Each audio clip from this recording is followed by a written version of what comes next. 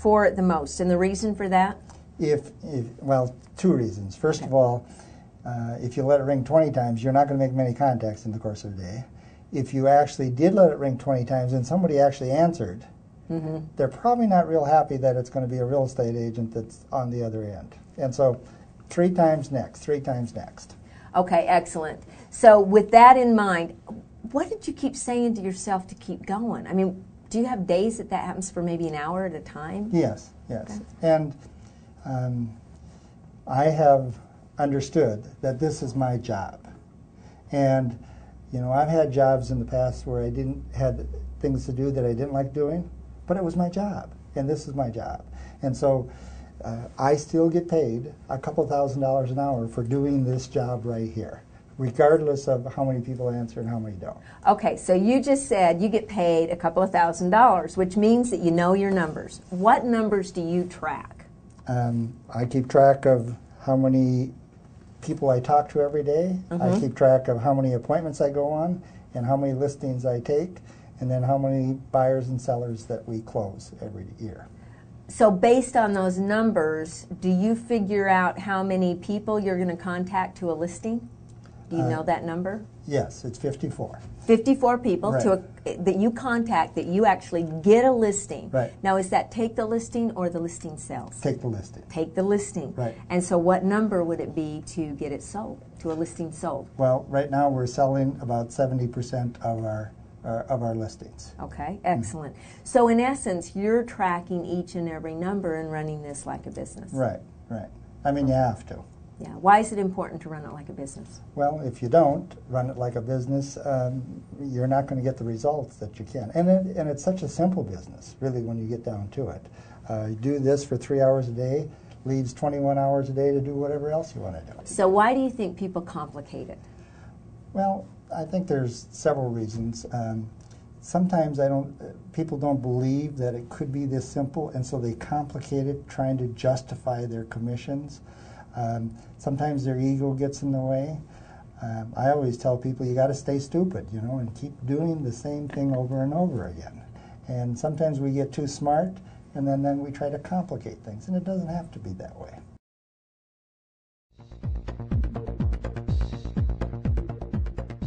So Dave, I've noticed in the 3 hours that we've spent together that you don't leave messages. Is there a reason? Yeah, I mean, I will for past clients or center of influence, but for expired or for sale by owners, I think it's a waste of time. They're not going to call back anyway, typically, and so the time that it takes to leave a message, I would rather be trying to find someone else that's there. Perfect. Now, earlier today we talked about the $6,000 that you put into savings each and every week. Why were you so adamant about $6,000? Well, I made a statement to Tony that I was going to save $300,000 in December. I told him next year I'm going to save $300,000, and he said, "Well, that equates to about $6,000 a week. So what day next week are you going to write your first $6,000 check?" But why was it important to get $300,000 in savings? Well, I had the good fortune of going broke once in my life, and to have that security and that meant a lot to me at that time. And so it was a big push. It meant a lot to me, and it was what got me up in the morning. Okay, good. Now I know some of your past, and you're the type of person that's grateful for everything. I'd love for you to share some of that past with the people, whatever you're comfortable with, because it's such a great story and shows that people can go from here to here. Would you mind sharing that with us? Oh, not at all. Because I believe that the good Lord had me go through what I went through so that I could help other people. And, you know, like I said, I had the good fortune of going broke. There was a period of time where I lived in my car in the winter in Minnesota, and it wasn't my car. Ouch. And, you know, when I came to California, it was $80 for a one-way airplane ticket to get here, and I didn't have it. And so it brings you down to be, when you recover and you it's easy to be grateful for everything that you have. And I have a great wife, great family, and very supportive, and so that makes it easy. Well, I know your kids are outstanding as well as your wife. Let me ask you this, though. When you went through that, how come you didn't go into victim? You know, I actually wasted probably 4 years of my life being a victim, and then I just said, I can't stay a victim the rest of my life. And so something's got to change. And it was a struggle, but it's well worth it, that's for sure. And you're grateful for those times? Oh, it was the best thing that ever happened to me. It's made me the person I am today, which is, I wouldn't be where I am today if it hadn't happened. Okay, so what would you tell the audience today that are struggling, that are thinking about getting out of real estate? I would tell everybody the same thing, even if you're having a bunch of success, or if you're really struggling, or you're way at the bottom, don't give up. No matter what you do, don't give up. And if you're at a certain level, give up one step higher. You know, don't quit where you are. Just thrive to go one step higher, because it's easier to thrive to get one step higher than it is to stay where you are. Great.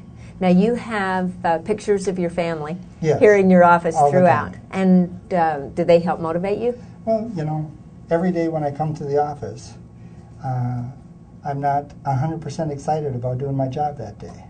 And so on the days when I don't feel like it, I just look over at the wall and look at my family and say, remember, that's why we're doing it today, for them.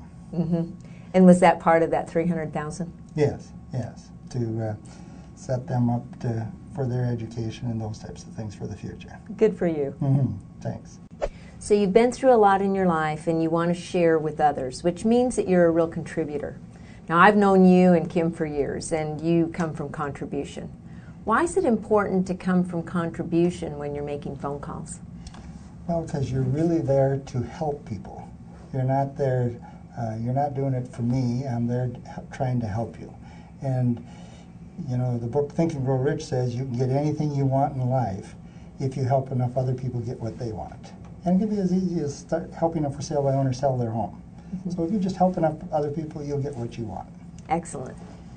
Now, you've had a coach for many years. Yes. Will you ever be without one? I've had a coach for many, many years. I was a coach for a number of years, and I think I'll always have a coach. I mean, I have 4 different coaches right now, and so it's for different areas of my life, and so that's helpful. Yeah, so you definitely believe in that. Oh yes, for sure. Good.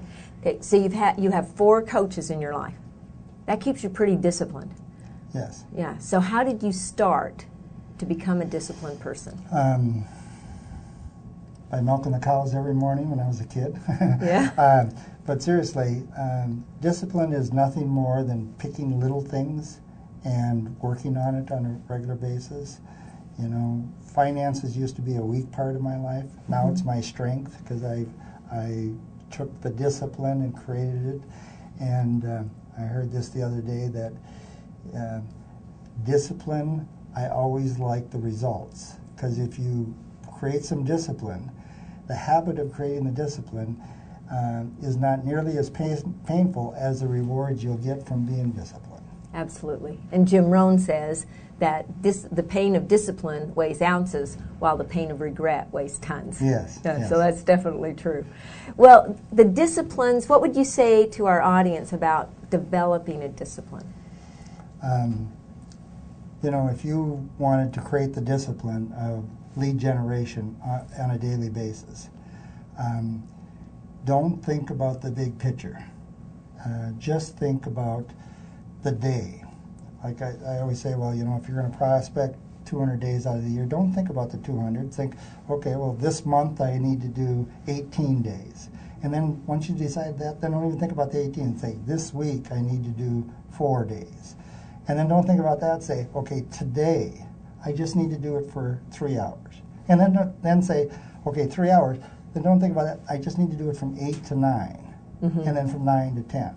And just take it little pieces at a time, and little bite-sized pieces, and it becomes very easy. Which you've always said, keep it simple. Yes, yes. That takes us right back.